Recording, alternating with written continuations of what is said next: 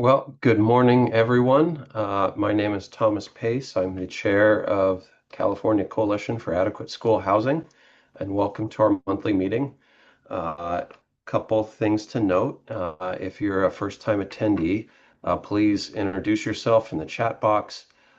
We try to refrain from marketing within our chat section of the meeting. If you have questions, please use the chat box. And with that, I just have a few things of note to mention. First, I'm going to start off with to all the UCLA fans that are out there. I'm a proud Trojan. This past Saturday saw us win our annual football game. So, to all of the UCLA fans, fight on. Uh, let's see, what other important things do I have to note? I always start with the National Day. I'm not going to mention the National Day of today. I'm going to mention the National Day uh, which occurred yesterday, which was National Special Education Day. I think it's a good reminder of our students that need the most resources, that need the most love, and need the most attention. We should remember our special education students and remember they are the ones that we show up to work for on a daily basis. So with that, we have the Cash Leadership Academies. Cohort 16 is coming up. I can't believe cohort 16 is actually here. And then CMOLA, our Maintenance and Operations Leadership Academy. If you're interested, you have the contact information there. I think that professional development is one thing in education that we don't focus enough on. We focus a lot of professional development around teachers, but when it comes to our classified employees, it's an area that I think largely goes lost and underfunded. We have an opportunity. Investing in people, I think, is one of the greatest things that we can do to show our love and support for the employees that we work with. So with that, I'm going to turn the time over to Brian Lepask from OPSC. Brian, I know that we were just talking about the holiday that we just had, a day of gratitude. So I'm just going to start off by saying I'm grateful for OPSC and the work that you guys do helping deliver funding to school districts. I know at times for my staff that don't get out and see the projects that we build, sometimes there's a disconnect from understanding the true impact that they make on students. So I'm just going to remind OPSC, since I have you in front of me, that truly the impact that you make on school districts. I'm currently in the current funding round, and we have already planned on how we're going to spend that money. So, Brian, take it away for your update, and good seeing you as always. Yeah, good morning. Nice to see you all as well. Thanks, Tom. That means a lot. We talk about that a lot internally. We do make a difference here, and we like to be humble, but we have a staff full of very engaged folks, and we're really happy to be able to be a part of this whole process. So appreciate those kind words. And good morning to everybody else. It's nice to be here. I hope everybody's doing well. The December SAB meeting is upon us, and it's the last meeting of 2025. It's been a big year for OPSC and the SFP. In today's agenda, we've actually published our 2026 meeting dates for the State Allocation Board. There'll be the usual 11 meetings with the November and December calendar being combined to typically, like today, an early December meeting. And then just another reminder about tonight, it's going to be a 3 p.m. meeting instead of the normal 4 p.m. meeting. So it'll be starting an hour early. Hearing internally an over-under of about an hour for the meeting. There's some discussion items and things, so we'll see how long it takes, but it should be a good one to wrap the year up. Just to talk about a few of the things that we've accomplished, and when I say we, I really mean it. I don't just mean OPSC, I mean all of us.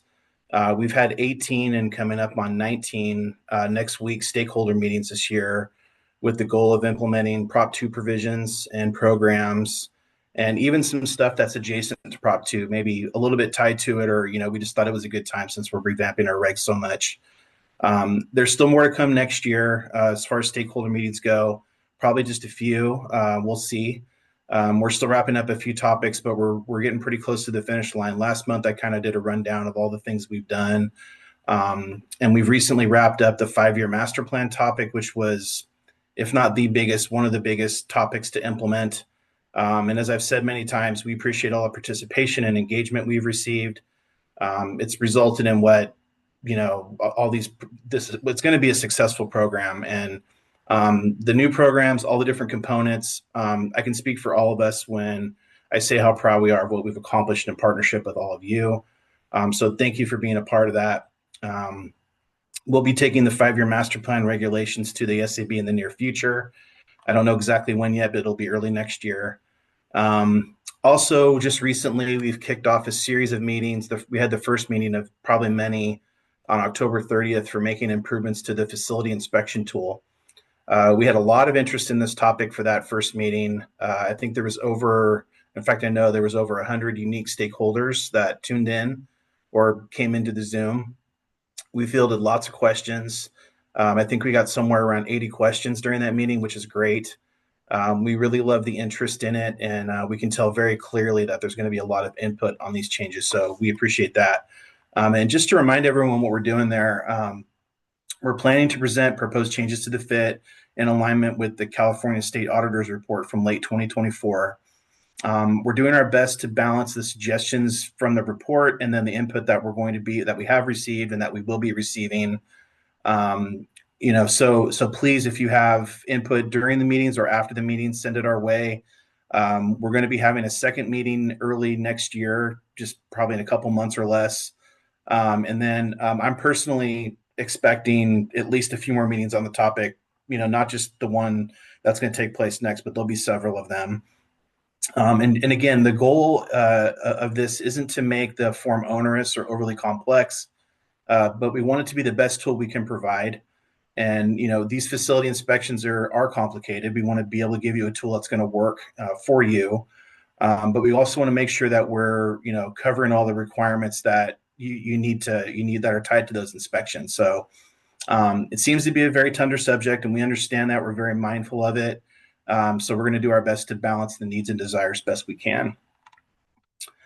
The Proposition 2 Charter School Facility Program filing round is now closed.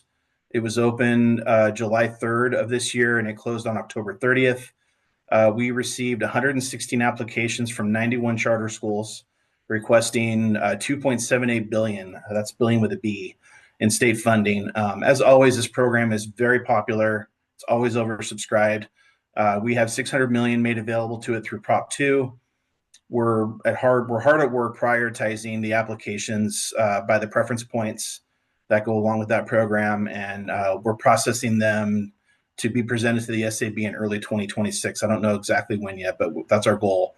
Right now, we're working on the eligibility component of those applications. So if anyone from our office has reached out to you, please provide that back to us as soon as we can. That'll keep things moving. And we'll try to get them to the SAB sooner than later. So good luck to those of you that applied. It's a really popular program, so I hope if you did apply that you do get funded. The current priority funding round for all applications is open right now. It's open until December 11th. So any districts out there that received an unfunded approval prior to December 11th, even if you're getting one today, you can submit a priority funding request electronically through OPSC online. They all must be received by the end of the day on the 11th, so 12/11/25. Anyone submitting the request will be eligible to get a fund release between January 1 of 2026 and June 30th of 2026. Although we do expect the bond sale to take place as usual. It's in the spring, usually around April, sometimes a little earlier, sometimes a little bit later, but it's usually right around April or May.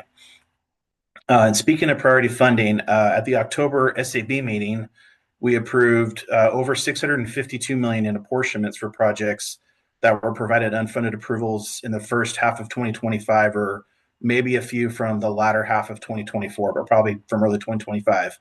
That was the first really robust funding allocation from Prop 2 and provided apportionments for 143 projects. Fund releases for those projects, if you did receive an apportionment, are due by January 20th of 2026. So just a little over a month from now. So if you haven't already come in from that is, but you'll have until January 20th to come in for those. I touched on stakeholder meetings a little bit, but a little bit more about them. We do have a meeting coming up next week. It's a Wednesday meeting.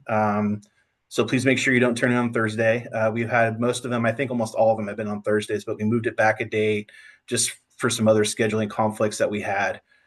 So the meeting will be at 9 a.m. On Wednesday, December 10th. It's going to be potentially finalizing proposals for both the small school district program regulations and forms, and then also the forms and regulations for inclusion of TK as its own grade level for the purposes of determining new construction eligibility, and really just incorporating that term TK into all throughout our regulations and forms. It's a really, tons of things to update. Just the notation of getting the TK in there. It was a lot. It was really there's a lot of spots that it says kindergarten, and we had to update all those, and so that's what that item will reflect. If need be, we'll have more meetings on those topics, but I'm pretty optimistic that we can maybe wrap them up. So we'll have to see how it goes. I mean, at this point, for both of those topics, we're really just kind of making minor modifications from what you've seen previously. So we'll see how that goes.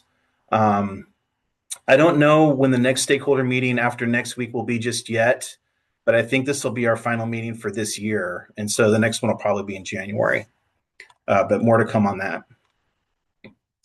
At tonight's SAB meeting, there's two regulation packages that are going forward for approval. We have regulations that will provide supplemental grants for energy efficiency and career technical education grants. Those are modifications to mod projects. Well, sorry, I should take that back. Modifications to a mod project for the career tech. The energy efficiency can be new construction or mod.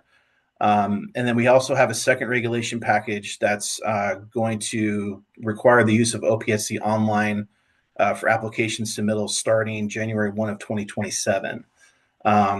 And that's I wanted to talk about that a little bit, kind of as it relates to OPSC online. We recently completed a new user guide. I've talked about it lots of times here. And we're working on finalizing that document and intend to release it right around the first of the year. It's robust and comprehensive. It's nearly 1,000 pages of resource. We have a really good table of contents, so you don't have to search through it, but it's a lot of information. Many of you reached out and tested it for us. I think all of you that took the time to do that, that's certainly an important piece. We also had a lot of our internal staff test it, and create it. But a lot of our newer folks, we asked them to really go through it carefully and make sure that it was making sense to them. So we did have a lot of eyes on this. And we didn't have a whole lot of feedback. We got some suggestions and responses. And the ones that we did receive, we incorporated all that stuff. And it's a document that's going to be, constantly evolving once it's released. And if you ever see anything that, if you're reading through the guide or just going into OPSC online, if something's not making sense to you or you're not able to follow, please let us know. We'll try to get it incorporated into the guide. We'll try to make corrections. We've been working on this for a long time, but we're in a kind of a continuous enhancement stage right now. So we are programming for all the new stuff that's coming with Prop 2, but we're also doing tons of enhancements all the time. And then next year, we're also planning to do a series of open office type meetings where we can answer questions, provide walkthroughs of OPSC online. We'll probably start with, some sort of a topic, and then we'll be opening it up for anybody who wants to come in and just ask questions. The whole idea of this is to provide as much information as possible with the anticipated January 1, 2027 date, where we switch over to using it as the only means of submittal to OPSC. We're also going to be working hard right now, or between now and then, on continuing to program new items and do enhancements. One thing I wanted to mention today is that there's a new feature that was just released, I think it was last week or the week before, into OPSC Online for project reporting. This was a major push that we did. We wanted to have it done by the end of this year, and we got it out. School districts can now go in and see remaining new construction eligibility with an estimated dollar amount. And then also you can look at your modernization eligibility remaining at each school site and get the estimated dollar value for those grants. And that data is all exportable and it can be saved. You can send it to somebody. You can look at it in a spreadsheet, et cetera. So um, for the past 7 years, Michael Watanabe and I have been in at least 3 meetings every single week with our developers, and we've been working really hard on making OPSC Online as comprehensive and as usable as possible. Um, there's probably always going to be improvements we can make, but and it might not always be exactly what you're looking for in particular, but I can say that it really does work. It works well. There's a learning curve with any software program, but we really believe in it, and we feel very proud of what we've created. So we hope that all these resources will make the transition easier, and we plan on providing lots of education pieces between now and when it goes when we get to that January 1, 2027 date. So if there's things that you're wondering about or there's things that you're interested in seeing, please let us know and we'll try to accommodate all that. So just looking forward a lot today to next year and what's coming, and kind of looking back at what we've accomplished. It's been a really great year. So thank you again, and I appreciate you allowing me to go first today. I have another appointment I have to get to, so I really appreciate it. And it was great to see everybody today. I hope you all have happy holidays, happy New Year, and I'll be seeing you all very soon. Thank you. I can Thanks, answer any Brian. questions if you have them. I'll tell you, Brian, about 20 years ago when I started in San Bernardino, we struggled internally with the idea of doing stakeholder engagement. It is a tough thing to contemplate doing because you feel like you're giving up control to a process and you want to control the process as the owner of it. So having gone through a very long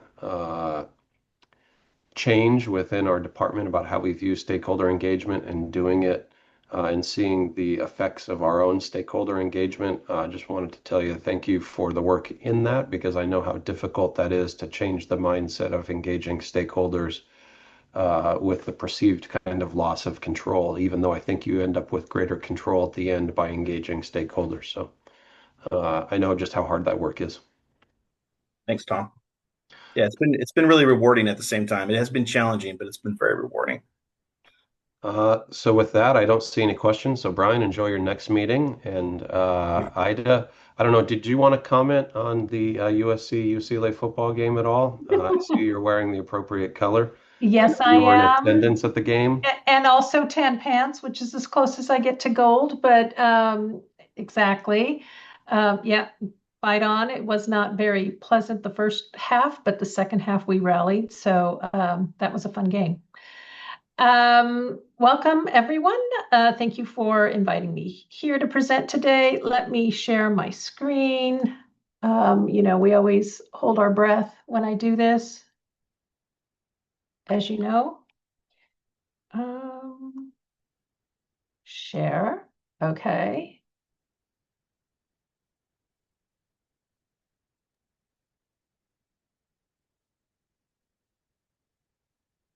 I think we got it started. Oh, I was going to say if it didn't come out well, Ida, I was going to tell everyone that you went to You're UCLA. never going You to let didn't. me live it down. No, you went to UCLA, not USC. If it didn't come out. So, It was a well, long time ago, and the computer class I took was Fortran punch cards. So that just gives you an idea. So, okay. A little bit about DSA, this monthly update. A little bit about what's coming in 2026. July 1st, we will have staff available in the office 5 days a week. Until that time, we do have staff in office 3 days a week, and that's just a reminder.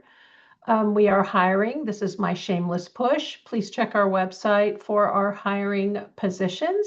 If you're architect, engineer, fire life safety officer, we need to help all the school districts out and have staff so we can process our plan approvals in a timely manner. You can see we sent out a notice earlier this week on Monday regarding our workload. Overall, we're anticipating through October, November, December, over 600 projects will be submitted, totaling about $6 billion. We've already received $6 billion since this fiscal year, almost $6.5 billion. So you can see that 2025 November uptick, which is indicative of course, our new code that will begin January 1st, 2026, the 2025 code. So you can see a constant uptick. There was a little bit of leveling off in October, but still September and October were big months. And of course, 2 billion came in November. This is the work on our desks. That 2 billion is being reflected here. This gives you an indication of the offices that are busy. Please be exceptionally patient with our Los Angeles office. As you can see, there's a lot of work that's coming in. And we are shifting our projects as we can to ensure that everyone gets timely service. October, you can see that Los Angeles is still high with almost 1.2 billion in projects. And then this is what we're anticipating in December, which is about $3.6 billion in construction projects being submitted to us. That's really high. You saw the average of what we take in a month. It's usually 800-900. Sometimes it totals a billion. 3 billion's a lot. So that context of that message that we sent out earlier this week, this kind of puts all that information into context. Again, this is typical when we see a code change. We anticipate a 6-week delay in getting your projects processed. Please be patient with us. As you can see in January, the number drops considerably. So this really is a cyclical uptick trying to beat the code. And so because January submittals are not anticipated to be as high, we can process this workload. Of course, this is as of December 3rd, which is today, but we don't anticipate that there will be a huge number coming in January. So a little bit about our workload priorities. Anticipate a 6-week delay from normal timelines. Again, this is temporary while we work through this workload. Please let us know if you still have funding deadlines. We are still able to address priority projects. Of course, LA schools affected by fire still have priority processing. And we are utilizing all sources of plan review means, which is consultants, retired annuitants, overtime, but we are still short-staffed due to many retirements. We are trying to hire, as I indicated earlier. All this is a confluence, not meant to be an excuse, but meant to be an explanation of that 6-week delay.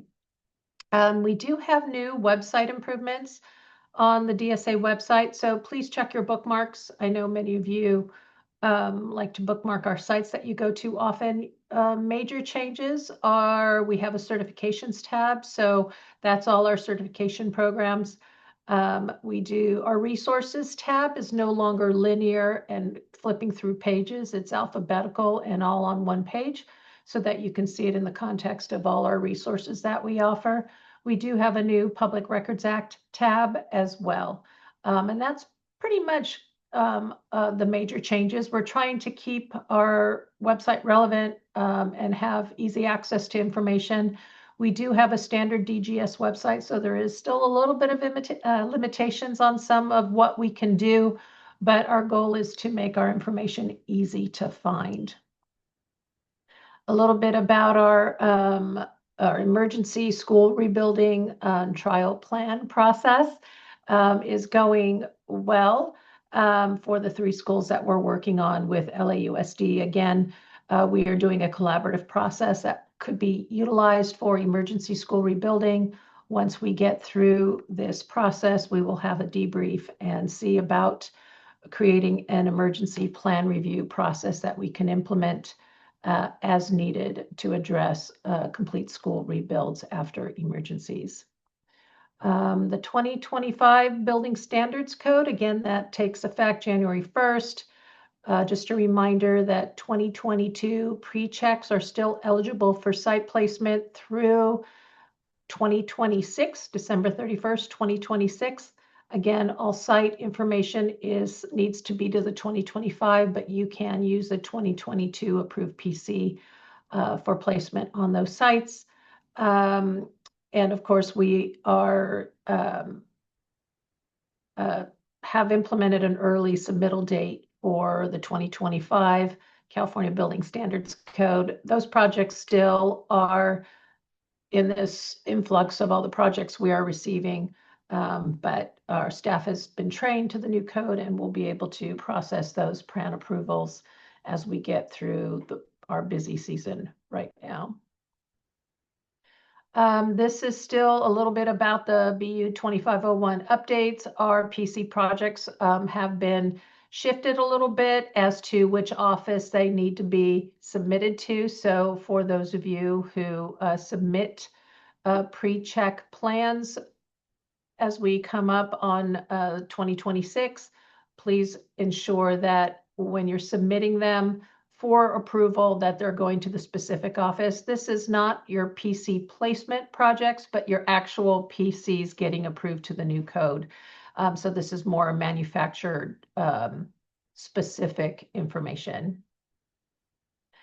We are in the process of updating all our IRs for the 2025 code. There have been some that have been updated, but our entire existing building suite has been updated. And you can see that from the designation 2025 CAC information. Our publications, we are working on updating our publications for the 2025 code. Those updates are occurring daily. If you need one that's updated for the code and it's not yet updated, please ensure that you call staff and get clarity on the appropriate code edition to see if there's any changes. So that is updated periodically. We also send out announcements if you are subscribed to our listserv about quarterly updates to these publications, which is a good resource to get. Just a reminder again, PR 1802 Cal Green Energy Code Review. It was effective December 1st, which was Monday, I believe. And so this new process does apply. If you have any questions related to our new PR 1802 process and Cal Green and Energy Code for PC building design relocation and alterations of relocatable buildings, please contact Eric Drever in our office. And this is for site placement. Sustainable Schools Program. We are resuming the Sustainable Schools Showcase. If there's a project you would like to have highlighted on the DSA website that you would like to share with your colleagues, that's a sustainable project that has been recently completed, please reach out to the Sustainable Schools team on the website. We are in the process of hiring new regional sustainability architects at each regional office. Interviews were held in San Diego and Los Angeles, and soon will be held in Oakland and Sacramento. More information on the selections and where we are in the process as the process unfolds. And then, of course, this new staff will help with over-the-counter PC applications, provide PC review, assist the intake team for sustainability review, be a resource for districts early in the design process on how to implement Cal Green and sustainable measures in your projects. And then they will also be reviewing OPSE's Prop 2 supplemental energy efficiency grants. So we're looking forward to that staff. Again, just a reminder that our sustainability plan review, education, and outreach is on our website. Even in the modified website, those links have changed, and I do need to change this. I just realized right now, I think the new page is called Sustainable Schools, so I have to change that slide. A little bit about our e-tracker modernization. Later on this year, there will be a new e-tracker launched. You know that our existing e-tracker is a 25-year-old system that's a bit of an albatross. We are looking forward for those improvements coming later in 2026, probably third quarter. We are making those improvements in 2 phases. Phase 1 really maintains the same functionality, but adds file storage integration. So Box will be integrated into eTracker. And phase 2 will incorporate stakeholder dashboards and form integration. Phase 2 will happen after we launch phase 1. So what you will see in phase 1 is just a little bit more ease in getting information and finding information. It'll be much more responsive. Phase 2 does add added functionality. Once again, we are implementing a unique building identifier information, which is something that will be requested of all plan submittals. soon. And this is very exciting because it will be easier to track projects as we get that database built out.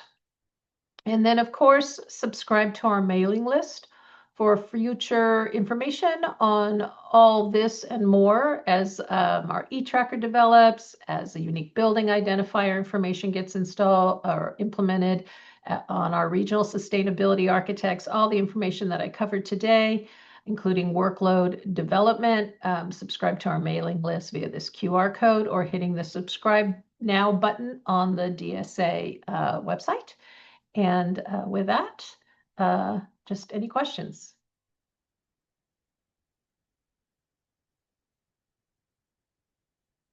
And I think I need to stop sharing. That's a beautiful photo, wherever Yeah, that. sorry about that. I didn't mean to exit without stopping to share. No, I think a sign of a good teacher is that the students don't have any questions. So, appreciate your time. We know how busy you are. If I don't see you before the holidays, hope you get some rest in, and maybe I'll see you at our bowl game, whomever we're playing. So, Yeah, we always have a joke that it's in San Diego at the Holiday Bowl, right? So yeah. I'm from San Diego, so there's a there lot you of go. worse things that can happen in life. All right. Happy holidays, everyone, to you too, Tom, and everyone at Cash and all attendees. DSA will be busy, but we're here for you, regardless of how busy we are. Thank you. And up next, we're going to have an update from our legislative advocates on regulatory maintenance networks and legislative items. So I believe Nancy Charez Espinosa is first to come up. So Nancy, hope you're doing well, and the floor is yours. Thank you, Tom. Happy to be with you all. Lots going on. It's funny. I always think this time of year, surely mentally, I think, we're trying to wind down, but I think you got the impression from our state agency colleagues that there's still a lot going on this time of year and lots we're trying to get done before the end of the year. So I'm going to kick this off. The legislature remains in its interim recess. They won't return until January 5th. But what is really probably the most important work that's going on right now is the preparation for the next state budget. So the legislative analyst advises the legislature, and the Department of Finance advises the governor and the administration. They are kind of work in a slightly parallel track to produce fiscal outlooks that inform the development of the budget that the governor is going to present by January 10th of the coming year. So I'd like to share just really briefly what the latest information is from the Department of Finance and the legislature, and I'll talk about next steps.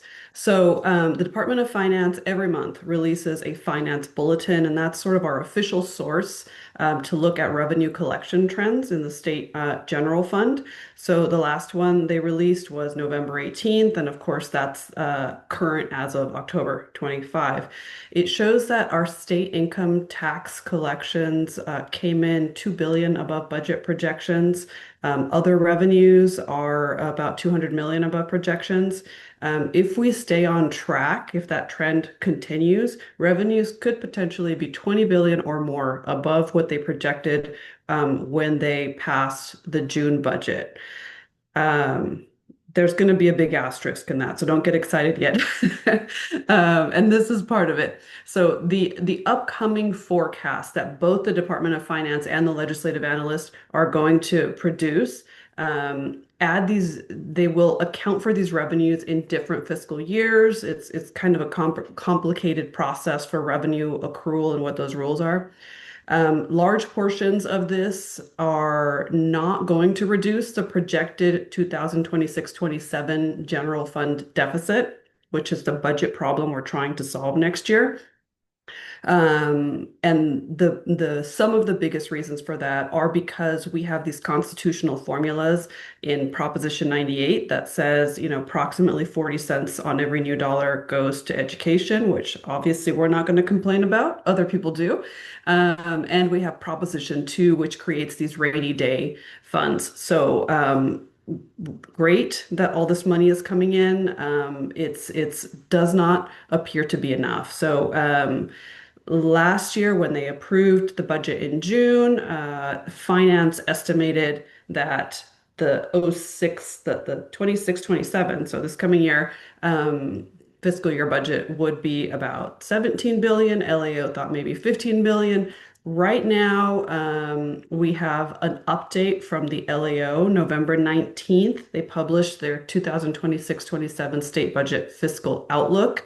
They are pegging, as of now, their estimate of the deficit at 18 billion. So they had a few points in their fiscal outlook, and I'll go over those briefly. Um, First, that it's not safe to bet on that the artificial intelligence exuberance, as they call it, the excitement in the stock market will be sustainable. So strong income tax collections have been driven by enthusiasm around AI, but LAO is just saying, look, historically the market tends to overreact to new technologies, and then there's a correction. So they just the theme here with them is they want to play it safe a little bit at least. Second point that they made in their recent publication is that their outlook builds in some insurance. They're trying to hedge against a stock market downturn. So they incorporated in their forecast the strong risk, strong possibility that income tax gains are tied to an unsustainable stock market. They took what they describe as kind of a middle ground approach. They're not assuming there will be a deficit. They're also not assuming, super rosy future. They try to kind of split the difference, I will say. Um, Third point they made, the budget problem, the problem to be solved in the coming year is larger than anticipated. I mentioned 18 billion is where they're pegging that now. And they point out as well, this is largely because most of that new revenue is constitutionally obligated to go in other places. Let's see. They also warn that structural deficits could grow to about 35 billion per year due to spending growth. So spending is growing faster than revenue. And that's due to lots of reasons. Partially, the state is trying to kind of backfill what's happening in the federal landscape, and we're only seeing the beginning of that, right? With what, if anything, can the state do about lost benefits around health, nutrition, housing, things like that.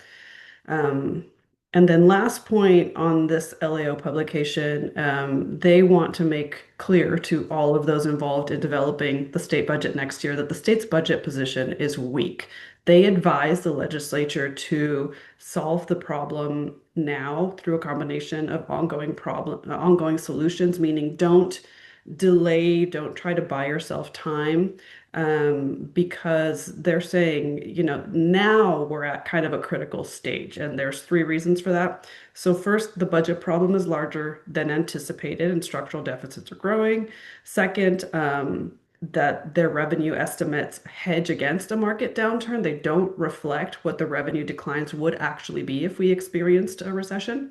And third, that the state has already used most of its budget resiliency tools to address prior deficits. So this is at least year three of deficits. And they're saying that if their estimates hold, we could face a fourth consecutive year of deficits the following year. And the state has essentially used all, if not, most, if not all, of the budget tricks it has in those previous years. So it's essentially, I'd say, speaking a little bit stronger even than in last year, saying, we really do need to make some reductions. That message not only affects the development of the budget, it also affects legislative work, because essentially leadership sends out the message to members, senators and assembly members, and says, don't give me anything that costs money, right? So as we're trying to think of policy solutions for a host of problems, the message is, find me a solution that doesn't cost any money. And when you are doing that year after year, your options get really limited. So let's talk about next steps for the budget. Department of Finance, those poor souls tend to work through the holidays to prepare the governor's budget for that January 10th publication. After that and through the spring, the legislative budget subcommittees parse through their respective sections. So the Senate and Assembly kind of work in parallel tracks. The legislature will develop its own proposals and tentative responses to the governor's January proposals. Um, then there is a May revision. The governor revises and sort of finalizes his proposed budget. This reflects updated policy proposals based on conversations that are happening with the legislature through the spring and truing up those figures with April tax receipts and trends. From there, the legislature will either jointly or separately stake out its position. Often and increasingly, we're seeing them actually put something out publicly, whether it's an outline, a document, a spreadsheet, where they will, let us know what their position is going into negotiations with the governor. And from there, the process gets a little bit opaque, unfortunately, but there will be a budget bill published at least 3 days before the June 15th deadline to pass that main budget bill. What does this mean for school facilities? It remains to be seen. So we know that generally the state has relied on bonds as opposed to state general fund support for the school facilities program in particular. We don't expect that to change. This administration in particular really likes to push all school facilities expenditures towards the bond. We will continue to monitor that, right? When I mentioned early on about how the new revenue, a lot of it goes to schools through Prop 98, we really fight against the narrative that schools have enough and that school facilities in particular have enough because, folks in the Capitol are really thinking about, oh my goodness, schools are getting so much of this money. So, we have to do a lot of education work, of course, to tell folks that that's operational money. It's not what we're using generally to build schools, things like that. We are not expecting new proposals, but there could be surprises, right? Last thing I will talk about.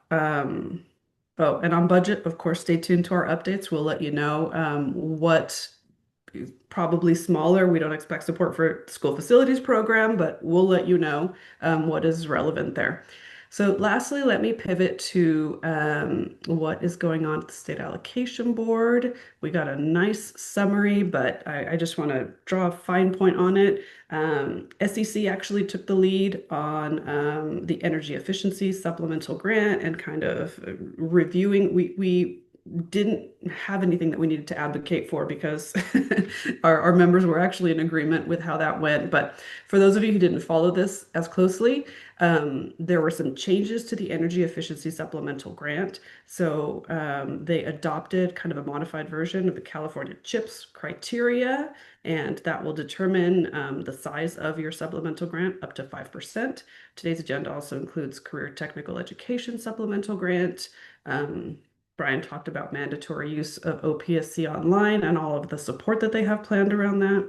And of course, some kind of cleanup regulations regarding new construction eligibility adjustments for school districts impacted by natural disasters. I want to mention that we are exactly 1 year from the adoption of the first set of policies by the State Allocation Board to implement Proposition 2. So we really want to thank OPSC staff and also CDE and DSA for their parts in this, but primarily OPSC for the heavy lift in implementing Proposition 2, and especially for the spirit in which they engage with all stakeholders, including cash. So thanks all very much, and I'm happy to pass it on to my colleague, Rebecca.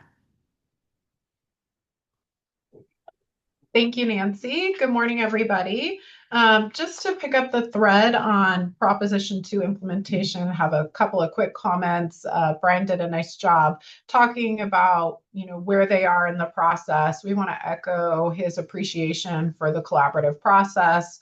very much appreciate working with our members, receiving your feedback, and also working with OPSC and other stakeholders to get the regulations and the proposals dialed in. So thank you to everyone for your collaboration. Just wanted to respond and provide a couple of additional thoughts on some of those items where OPSC is working to close out the proposals. Some of these are a little bit harder. They've been the things that have involved a lot more conversation and engagement because they're very meaningful to our program. So the first is the new 5-year master plan requirement. Brian mentioned it was discussed at the November 6th stakeholder meeting. That, it sounds like, is probably the last time that we're going to be talking about that in a stakeholder format. So looking forward to seeing that final proposal. But we know what we saw at that November 6th meeting is probably pretty close to final, and Cash is very appreciative of the framework that's been developed to implement that new requirement. If you are curious about where this has landed and how it's shaping up, we have a whole web shop next week on Thursday that's focused on the master plan. So I definitely recommend checking that out because we are going to drill into the details on where this conversation is and how, depending on the different circumstances in your district, you may apply the new requirements and address them in a number of different scenarios based on what you are doing to master plan in your district. So check that out. Do not miss that one. It's going to be really helpful and informative. We have been working as Cash on a couple of issues here, and we're really pleased with where they're at. One that I want to mention to you, I think we talked last month about the timeline for submittal, and that Cash, one of the final issues that we'd identified that we were trying to work through was something that we think was an inadvertent consequence of different timelines for submittal of that master plan depending on the type of program. And in particular, for those projects that have a phased apportionment, think a preliminary apportionment or a separate site or design apportionment, that sort of through a funky, unintentional outcome is that those master plans might be required to be submitted before the board has even adopted the regulations based on that multi-phase trigger. So we're really pleased to see that OPSC has provided some additional clarification on that and guidance to clarify that no, the submittal of the actual master plan will be triggered based on the submittal of your final phase of your project. So that's really good, really helpful. There's some other things that we've been working on too. We've been waiting to see kind of how some of the pieces on the inventory play out, and are happy to see that there's been clarification and alignment across the regulations, the guidelines, other places, so that the facilities that you're identifying in that inventory are all in alignment across those different places. Pivoting a little bit to small school districts, we're really eager and excited to see the next iteration of that proposal. There was a pretty significant issue that Cash was engaging on this couple of different issues, but the most recent one was related to the ability to continue using a new construction eligibility lock if you are applying to that small school district program. So prior proposal had limited the use of a lock, saying that you need to update your enrollment to the year in which you're submitting the application, which would inhibit the use of a pre-existing lock. So Cash has provided feedback that isn't fair to those who already have a lock that they may want to use before that date.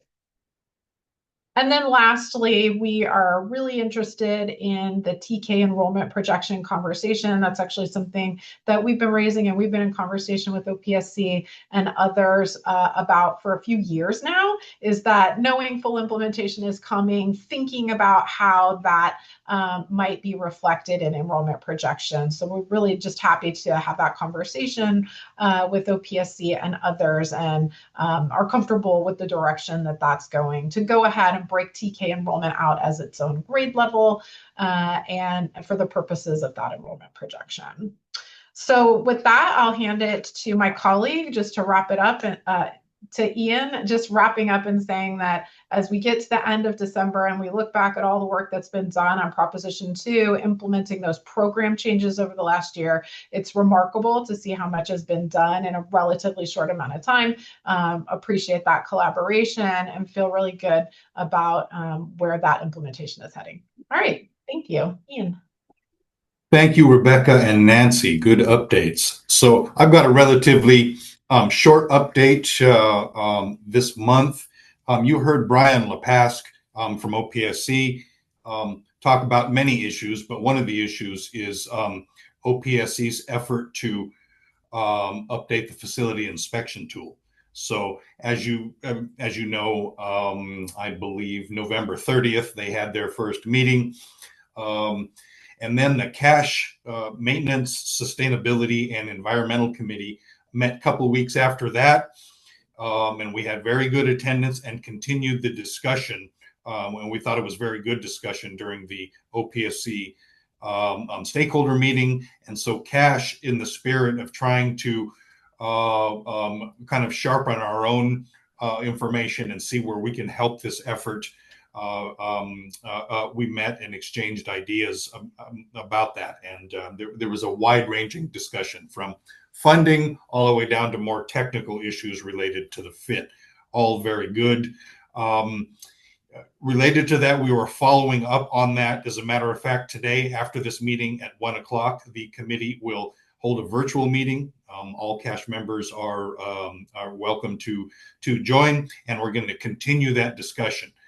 Kind of let us know where we are in the process, a little bit about some of the things that other stakeholders and school districts, private sector partners have said, some of their input. And so we are prepared and able to give our informed best thinking and policy recommendations throughout this process. You see, OPSC is going to have one early next year, a meeting, and certainly we're trying to prepare for that, as well as future meetings through October of next year. So again, encourage you to log on at 1 if you are interested in this. We will have some other updates on some other M&O issues, including CalShape and AB 503, but primarily a continuing discussion about this, what we think is an important effort to update the fit. So thank you very much. And with that, I will turn it over to Tom and also reflect also say, as my colleagues did, that appreciate everyone that comes on these every month and listens to us talk sometimes about some difficult or technical issues, but we really appreciate it. We also thought we had a good year, and we attribute that a lot to the energy and attention of our members. So thank you very much. And so I think up next we have our School Energy Coalition update. We're going to bring back Nancy. I will tell Nancy I appreciated the budget update. And please know the Pace household is doing its best to reduce the state debt of $18 billion that I learned. My adult children used my credit card for Black Friday shopping. And when they collect the tax receipts from Black Friday, that 18 billion will be slightly smaller. So, our collective efforts will help the state, balance its budget. We appreciate your contributions, Tom. For SEC, I want to talk a little bit more about budget and just a couple of issues on which we are engaging and that we may engage more in the future. So first, both Cash and SEC have signed on to a letter asking the administration to use greenhouse reduction funds, GGRF funds, to extend the CalShape program. That letter has not been transmitted yet. It's actually being revised to also incorporate the fact that we encourage the administration not to sweep the remaining funds already allocated for CalShape. So that's something that's already in process. I mentioned this a little bit earlier when I talked about the budget, right? Changing picture in the federal side. One of the biggest areas affected is the energy and environmental sector. That is where we've seen successive cuts in the last few years in the state budget. due to anticipation that there will be federal resources for those things. So things were shifted out of the state general fund into federal funds, but also the greenhouse gas reduction funds. So the question in our mind, and what we will be advocating for, of course, is that now the pendulum needs to swing back and the state needs to assume at least some of those responsibilities. And certainly from our perspective, those that have to do with all of the unfunded mandates that schools are dealing with in the energy and environmental side. Second issue related to the budget is the ongoing implementation of Proposition 4. So unlike the Prop 2 school facilities bond, which was fairly prescriptive about how the money needs to be spent, Prop 4 gave the legislature a lot more latitude, if you will. They appropriated about 1/3 of those funds last year, so there is a lot of work left to be done. We will continue looking for opportunities for schools and potentially advance some of our own proposals. And that's all that I have. Thank you, Nancy. And we're going to bring back Ian for the federal network update to give us a federal perspective. And sir, the time is yours again. Thank you very much, Tom. Another pretty quick one, I will say, just in terms of logistics. Next Tuesday at 10 o'clock.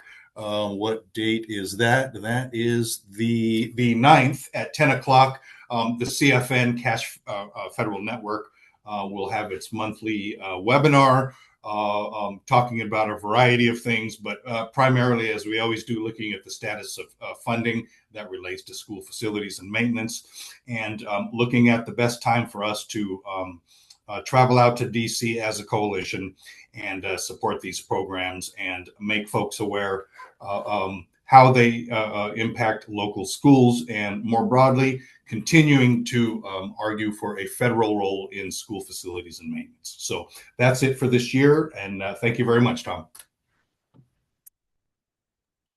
All right, and transitioning to one of my favorite topics, Brooke, welcome.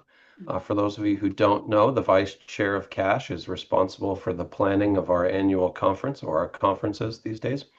And it was one of the things that when I was assigned that responsibility a few years ago, I thought that that could not be hard, that that has to be an easy assignment. Little did I know it came with a lot of new friends and a lot of work. So Brooke, the time is yours to tell us all the good things that are happening with the annual conference. And I will echo what Ian said, the success of our organization really is the bedrock of our or that our membership is the bedrock of that success. And we get to all annually meet, talk about the things around school facilities. And so look forward to seeing everyone there. And Brooke, time is yours. All right, great. Thank you, Tom.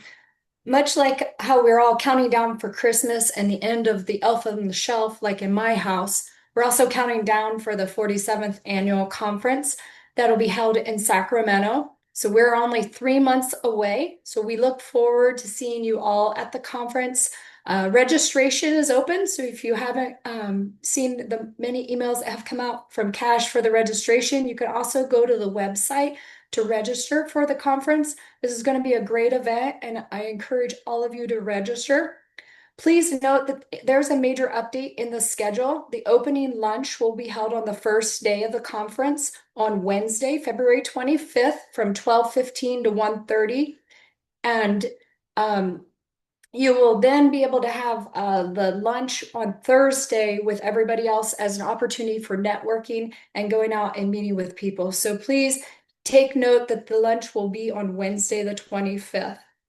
For those of you that are on the annual conference planning committee, our last meeting will be held virtually on Wednesday, the January 28th at 1 p.m. So please, for those that have been super helpful at planning for the conference, I want to thank you. And this will be our final meeting, and we can close out and just wrap up, put a bow on everything, and we'll be ready for the annual conference. Please join us and don't miss out on this opportunity for everybody to join for the conference. It's going to be a great event, and we really look forward to meeting with everybody and networking and connecting. Next slide. Cash also has an opportunity for you if you have an RFP or RFQ or job opening at your district and you want to advertise it on the Cash website. Please reach out to Cash, and this will give you an opportunity to reach a more diverse audience of people and hopefully get better opportunities for those that you would like to be working with. This is available to all Cash members, and please reach out if you would like to partake in this. Next slide, please. The next Cash Day will be held virtually on Wednesday, January 28th from 11 to 12:15. So please be sure to join us for our next Cash Day. And I wish you all very happy holidays and enjoy the rest of your day. Thank you.